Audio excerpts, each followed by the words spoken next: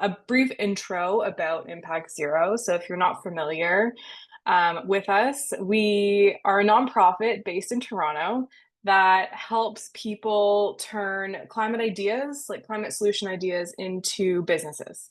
More recently, actually, we've also worked with people that have established businesses as well that are maybe struggling, and we help them figure out their revenue streams using this kind of like sales and go to market training as well. We're going to get right into things. For context, just so you know a little bit more about what we're talking about here. Impact Zero has been working next to founders for the last 5 years, helping them figure out how to build their business, as I mentioned. Originally, we were working a lot on like the operations side, how to actually like implement circular solutions in the space. So if you're using like reusable packaging or if you have a solution for like textile waste, we would help people figure out like how to implement that and to test the technology. But what we've learned over the last 5 years, probably not surprising to people, is that the thing that you actually need to sort out before you do operations is the actual revenue of it all, right? Because you need money to fund what you're working on. And so we have like 40 companies and startups worth of information that we have now packaged into some programs to help people figure out more about how to actually continue to fund their climate work. So we are not new to this. Although the program's new, we are not fresh on the scene. And the reason is because you can't do climate work for free. There's this really strange thing going on that if people are working on climate, they think they have to like do all of the work themselves and not get compensated for it, which is like simply not the case. So hopefully you can take some stuff away from this session that can help you figure out how to actually bring in sustainable revenue, so you can continue to fund the work that you're doing and grow even beyond what your current operations look like, or grow past the biggest idea that you have on your mind. At Impact Zero, we really like B2B models because if you sell to businesses instead of consumers, lots of fun things happen on the financial side. The main point is that if you sell to businesses and if you can figure out, okay, the climate solution that I have, what is the business value of me doing this? You can charge more for that service, right? Because businesses have budgets, they can tap into those budgets and they can, pay you a couple $1,000s instead of maybe like tens or hundreds of dollars like consumers can. The other thing that's really key about B2B models and selling to businesses and not consumers is that it's a lot lower effort to sell to businesses. Because if you think about it, if you can sell a couple $1,000s to a business, you only have to reach out to a handful of businesses until you get that one sale, right? And if you're a solo founder or if you have a very small team, you don't have necessarily all the capacity in the world to reach hundreds and thousands of consumers that will pay you like $10, $20 at a time. You want to focus your efforts really specifically and figure out, okay, what is the business model here for a business customer so you can solve a bigger problem, charge more, get more money, and have a more sustainable business model. To put it into some numbers, because I'm truly obsessed with this, if you think about an average like consumer or like individual customer, you can probably charge them between like $50 and $500. And $500 is really on like the luxury side of things, right? If you think of like big brands and like high, cloudy brands, the sales cycle is really short with consumers, right? Maybe they can make an emotional decision within like a minute to a day. They'll decide whether or not they're going to buy from you. So it could be really quick. But as quick as that buying decision is, they're also quick to leave you and never talk to you again. So the retention is pretty low for the most part, for majority of B2C service offerings or product offerings. Meanwhile, on the B2B side of things, your average value of a contract with a business is in the thousands and potentially even hundreds of thousands of dollars. Granted, the sales cycle takes a bit longer, right? Because you have a lot of people you might have to talk to. You're not going straight to the CEO all the time to sell something. But the sales cycle on average is between 1 and 6 months if you sell to businesses. And the retention is really high. So once you sign a business customer, it takes a decent amount of things to go wrong for them to leave you and not talk to you again. There's different ways you can kind of manage the retention rate for business customers, right? You can have like recurring business models by having subscriptions, like monthly or annual type things. And it's just easier to like keep a business customer really, really happy. So then they'll come back to you because you have the time to focus on that one customer and make sure that their experience is really great and that you're solving their problems effectively. I just wanted to set this context because a lot of people come to Impact Zero thinking that they have an existing business model that they're perhaps struggling with, or they have an idea for something for consumers. And I like to just like plant the seed, you know? Ultimately, you can do whatever you want, obviously, but this is me stating my case of why I think the B2B model for any business is a great way to go, especially if you're new and you have maybe one or just a handful of people. You're going to have like very tangible things to walk away with. And don't panic if you have just an idea. Truly do not panic. You're still going to get benefit from this, and you'll understand why as I go through this. So, before we get into the details of your value proposition, I want to start with what your idea is. And you can think about this in a couple of different ways. So, if you are a brand new founder and you're like, I don't even have a business yet, that's completely fine. Just think about what you want to do, right? What do you think you want to solve? Is there a specific problem you're really passionate about? Or is there something in particular that you find yourself coming back to? Like it could be very vague, like textile waste, you know, it could be something really simple like that. If you have a business already in existence, think about like what is the main thing that you do or the impact you want to make in the world or kind of what you have access to already. And that could be a product or service, it could be access to people, it can be access to information. You can think kind of creatively about what is the value that you either want to provide if you're in the idea stage or that you do provide and can provide if you're in the established business phase. So if you're thinking of like a product or a service, what I want to encourage you to consider is if you can make that product or service more competitive than the alternatives that are currently available in the market. So when you see better, it's like cheaper, more effective, you know, the basic business things that you always hear. Something else that might be a bit more creative and people often don't think about is if you also have access to a community of people, right? So like you have access to communities of people that all share some sort of common either value or trait. And that has value inherently, right? That you have access to so many people. So that can be some value that you could possibly provide to a customer that we're intentionally keeping vague for now. Another thing to think about is the information piece. So if you have access to either data or technology or processes, like if you have some sort of knowledge that you want to monetize essentially or offer to people, think about what that might be as well. And your business might only have one of these pieces. You might span across a couple of them. That's completely fine. I'm just like encouraging you to kind of percolate a little bit in your mind of what things you could possibly either already offer or what you could offer in the future.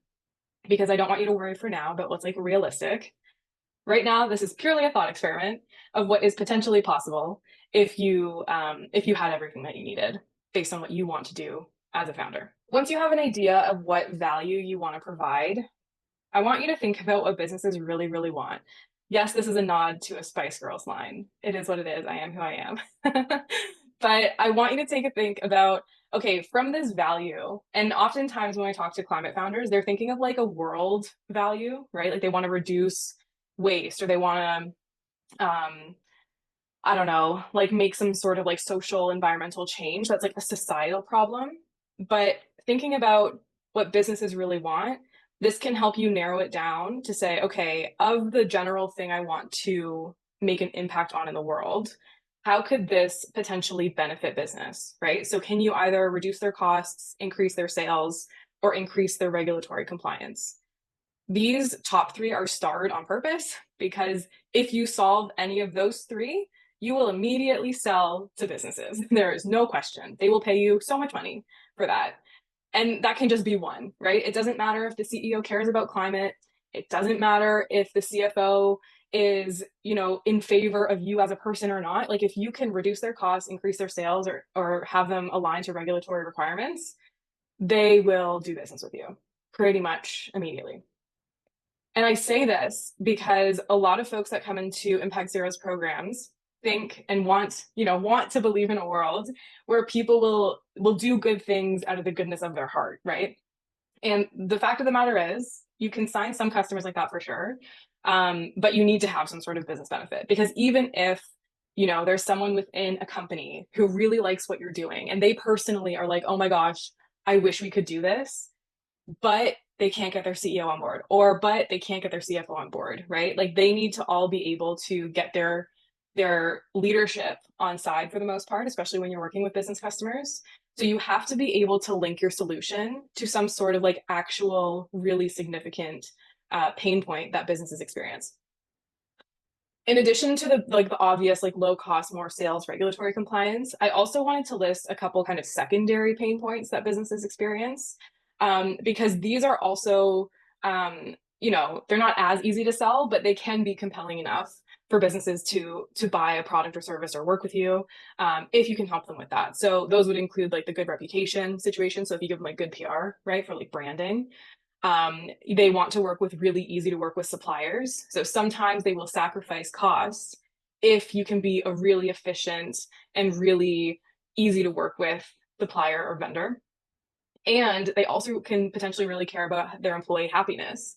So for a lot of climate folks that we work with, like maybe there's not like a correct, like a really immediate like business pain point that you're solving, but maybe a lot of the employees within that company that you're selling to really care about environmental causes or climate work.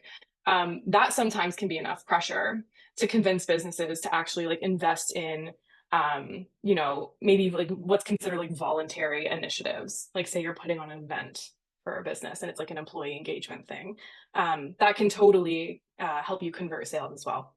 But what I really want you to think about is like, hey, that like idea that you have, does it map to one of these core pain points? Going forward, whenever I say like a business need, what I'm talking about is a solution to one of these things that a business really, really wants, like very deep down, right? A need or like a problem is not like the climate crisis. A need or a problem is like a specific problem that a business experiences and wants to solve. So when we're thinking about the problem that you can solve, you want to connect, as I mentioned, your idea to one of those business problems. And that's kind of step one, right? Once you make that connection. And then step two is to think about who specifically needs that problem solved. Like when I'm saying specifically, I mean like what actual business can you think of that needs that problem solved? And also, furthermore, like what person within that business is responsible for solving that problem? Is it a CFO problem? Is it a CEO problem? Is it a marketing problem? Like you want to be really, really specific because that's going to determine who you're going to reach out to basically sell to later on. We're not quite there yet, but like that's the concept. So think about the type of company. It could be industry, it could be region. What different businesses do you think would need that problem solved? And then who in the company is responsible for solving it? Once you've come up with that, that's a fantastic guess. It doesn't actually mean anything. It is simply a guess. And this is where a lot of founders go wrong.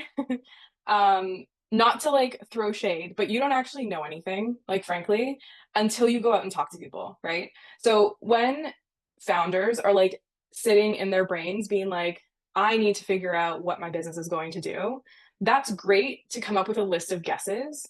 But ultimately, what your job is as a founder is to validate that people actually do need what you think they need and that your solution is solving the problem that you think they need. It's all just guesses in the early days. And so some of the biggest mistakes that we see is that people don't talk to anyone.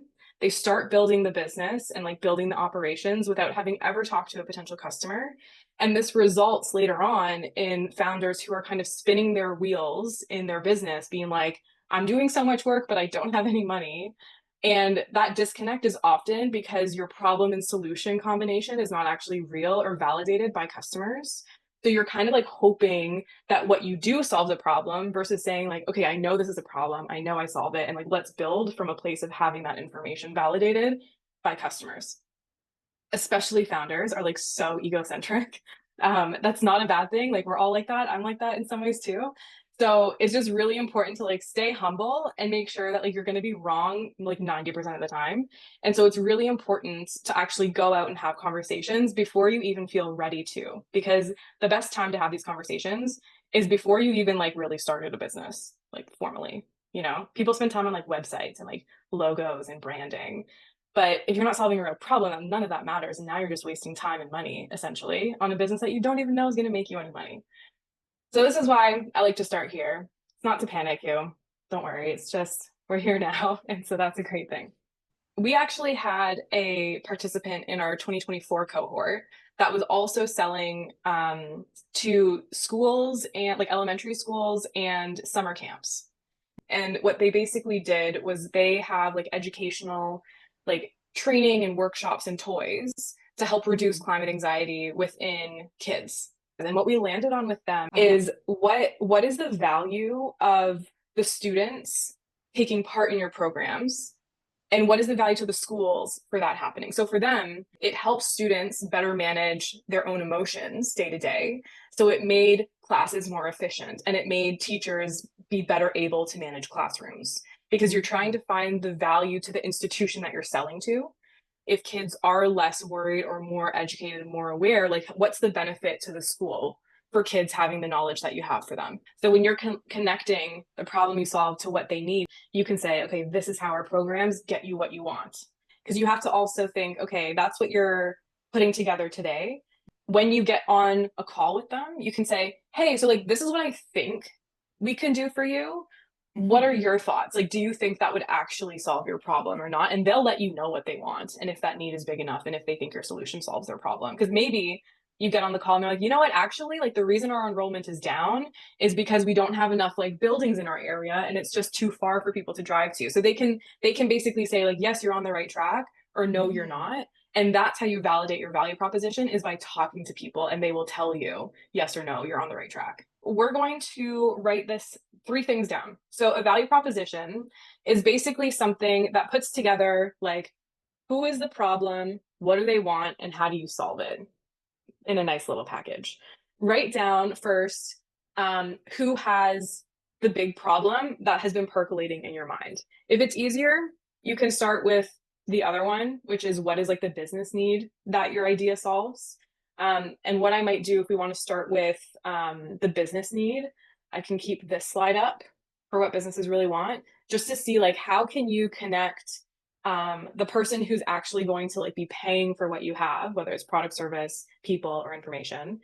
How does that value solve one of these problems? So let's start with that. So what is the problem that you're solving? Another way you can think about the problem or the need is like, what's at stake? Like, is there something at stake if they don't solve it? What do they lose? Will they lose time, money? Will they get fines by not complying? Things like that. Or will they have turnover if employees aren't happy? Think about who has that problem. So you can think, if you want to, you can list like actual companies or organizations, like names of organizations that you think might have this problem that you're talking about and they might want your solution. So you could think about, if you're in the food waste sector, it could be like a food and bev company. These are kind of like basic examples, but tie it to either an industry or a specific type of business. And then once you have the business as well, think about the title or the job of the person who's responsible for that. So for example, if you're solving a regulatory compliance issue, you probably need to go to the regulatory team within the company.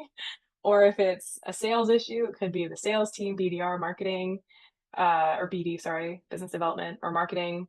If it's saving costs, then you probably need to talk to operations people within a company because they manage all the costs, right? Or CEO or whoever. And then to actually put those things together to create your value proposition, write out what would happen with your customer if they had your solution to their problem in relation to that need. So for example, it could be something like, we work with schools to train students on, or help educate students about climate change in a way that feels good for them. So then they can contribute to your eco school certification and not work against it or whatever. So you kind of tie it all together. And I have a little script later on, so don't worry, but think about communicating that problem and just like flipping the narrative basically into a solution and say, hey, we reduce costs this way, or hey, we increase sales this way. You could have a list of 20 value propositions, right? As you're thinking through this, because if a different person is involved, that's a different value prop. If it's a different need you want to solve, that's a different value prop. If it's a different way that you're framing it, that's a different one as well. And so by the end of this exercise, it's completely fine if you have a list of like 20 different value props bouncing around your head, right? Each one is a persona plus a need plus a solution. Like that's basically the formula for it. And you can test each of those. So that would be like a year's worth of work, right? Because you test every single one and you basically keep checking, okay, which one am I getting the most traction on? And which one are people more excited about? And which ones eventually result in sales? And that's just the beginning of your business development function and your sales team, right? Right now, we're calling it like value prop experiments, right? But ultimately, that's what salespeople do going forward. When you have a team of 20 people, your salesperson is just always testing value props and personas and how much will you pay me to solve this problem? Is this a bigger problem or is this a bigger problem? And always trying to see where you can basically bring in revenue. Like that's the job of salespeople. Choose one value prop for now. I know there's probably a lot that you're writing down and definitely brain dump them all, but take your best one and then you want to draft a message. But assume you can get access to the person that you need to talk to within a company, right? Pretend that you already have their information. We want to draft a first message to that person who you've never talked to before, right? They don't know who you are. It's a fully cold outreach. And what you can say is like, hey, person's name, I'm whoever, and I'm looking to understand if organizations or companies like yours might benefit from your value prop, right? And you can say something along the lines if you're newer, maybe you don't have a business yet. So you can't be like, oh, we work with all these people and like blah, blah, blah, we do all this great work.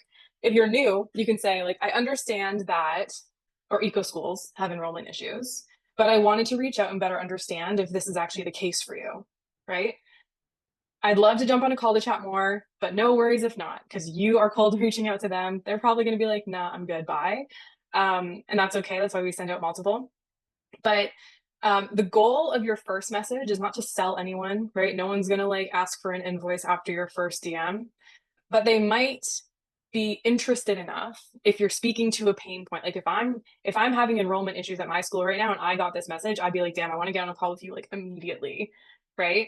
Just to talk about it, to see how can you help me? Because I'm curious now because this is a really big, timely, important problem. The point of this message is really just to see if people either respond or book time with you and kind of like figure out, are you on to something or not? Right. And this is just one template. I've got like a bunch of templates that we use with people in our programs, but this is a good starting off point. You can tweak it, you can change it. Sometimes people change them like every day, even just because you're kind of experimenting and being creative with it. But you just want to see like how can you get someone to have a conversation with you and let you know whether or not what you're working on is like worth it, essentially. Something that might be a good tactic for anyone who's thinking about the problem that they're solving is to keep asking like why would they even care about that, why would they care about that, why would they care about that, and keep going down to like whatever that like core business need is. Are you doing it to have a better brand reputation, or are you doing it for maybe employees who are a bit disgruntled and maybe are seeing what's happening in the world and therefore they're not showing up to work fully? Like all of those are different guesses and different things that you could possibly test, right? And for context, when you're doing cold outreach, like these initial messages, it's likely going to be like 2% response rate, 10% response rate if you're like really, really good. And if you're prospecting really well. So like there's a lot that we can get into of like what might be blocking it, because it might not be a messaging issue. Like it might be like who you're reaching out to, like a persona issue, or it could be even like the channel that you're reaching out to them on might be the problem. Like maybe what you're selling is just like community bonding and you just like happen to be a climate thing as well. I was like, this is just good for business. And oh, by the way, we have climate values and this is like great for the world as well and people. Your first message can simply be like, hey, this is who I am. One sentence about what we do. Are you guys looking for employee engagement initiatives right now? And all you're trying to do is ask them if they have that problem that you think you solve, right? Like if it's the employee engagement and nothing else. Like in your first message, you don't say like, oh, we do all this great stuff. Oh, we have like all of these like awards and recognition and people love us and these are all of our testimonials. It's just like straight up, do you have this problem? Because then once you get on the call, then you can do more work to be like, okay, will you actually like work with us and like suss them out? But the first message can be like 3 sentences. Because all that's left once this is drafted is to go message people. Literally, if you do anything in the next 24 hours, go message 5 people who are falling with your persona. That is the only takeaway that I want you to have from this session is go talk to people. I frankly don't care if your first message is like fully optimized because that is something that will help increase response rates.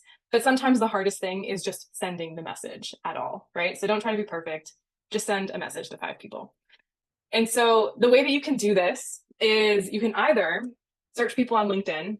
That's a really easy thing because you can usually have a couple like in-mail credits, even if you're not like paying for LinkedIn. So you can cold message people.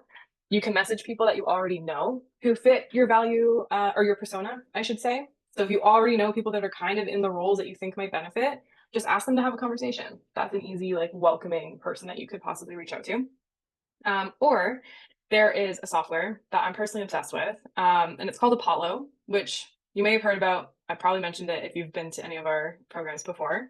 I'm going to throw the name in the chat. They don't sponsor us at all. I'm just truly obsessed with them. I asked them to sponsor, but they didn't, and it's fine.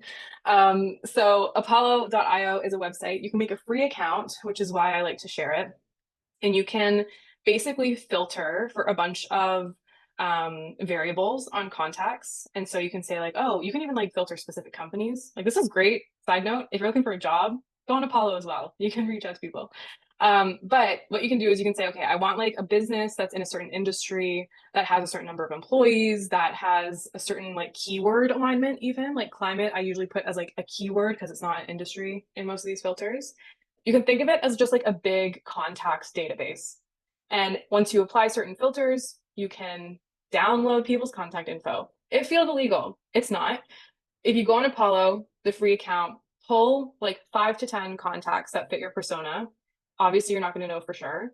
And then send them an email, or you can get their phone numbers as well on Apollo. I don't recommend using the mobile phone number from Apollo because that is like literally their cell phone. And I think that's so invasive. And people have gotten quite mad at me if I dial it by accident instead of like their office number. Take the business number. You might have to navigate a call tree and like that's okay, or like talk to a front desk person and they'll transfer you over. I know that's more scary, but start with an email, start with a message or a DM on LinkedIn, and just see what you can get.